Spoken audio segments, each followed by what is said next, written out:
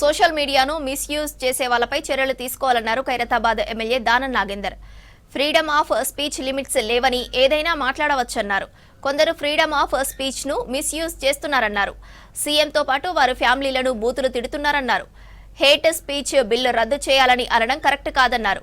Hate speech ను పక్కాగా అమలు చేయాలన్నారు దానం.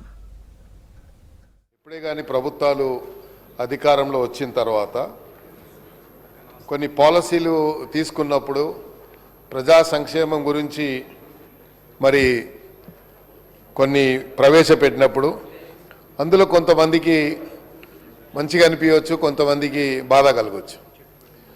కానీ మన ఫ్రీడమ్ ఆఫ్ స్పీచ్ అనేది మన ఫండమెంటల్ రైట్గా మనం భావించి మాట్లాడవచ్చు, అందులో తప్పేం లేదు. బట్ దానికంటూ ఉచ్చరించరానిటువంటి వాక్యాల్ని మాట్లాడడం కానీ, మరి మనసులో ఒక ఇది కూడా చూడకుండా పూర్తిగా కుటుంబ సభ్యులతో పాటు అందరినీ కూడా ఇందులో మరి సోషల్ మీడియాలో తిట్టినప్పుడు మరి దాని మీద చర్య తీసుకోవాలి అంటే మనం పొలిటికల్గా మనమే ముందు పోతాము. వాడు ఏదో ఆవేశంతో మాట్లాడినా అంటాం.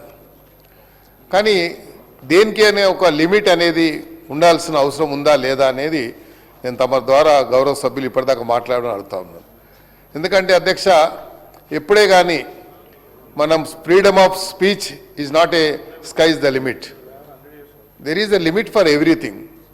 కానీ ప్రతి వారు మాట్లాడే పద్ధతి కానీ మాట్లాడే తీరు కానీ ఈ మధ్యలో సోషల్ మీడియాలో జరిగినటువంటి కొన్ని ప్రభుత్వం కొన్ని పాలసీలు తీసుకున్నప్పుడు వారు మాట్లాడే తీరు కానీ ఎవ్రీ డే ఒక సోషల్ మీడియా మనం ఓపెన్ చేస్తే ముఖ్యమంత్రి గారి గురించో, మంత్రుల గురించో, ఇంకోరి గురించో మాట్లాడతారు. ఒక ఇండివిజువల్, ఒక పర్సన్కు ఒక నష్టం జరిగితే దాన్ని దేశమంతా నష్టం జరిగినంతగా చిత్రీకరించేటువంటి ప్రమాదం ఈరోజు జరుగుతూ ఉంది.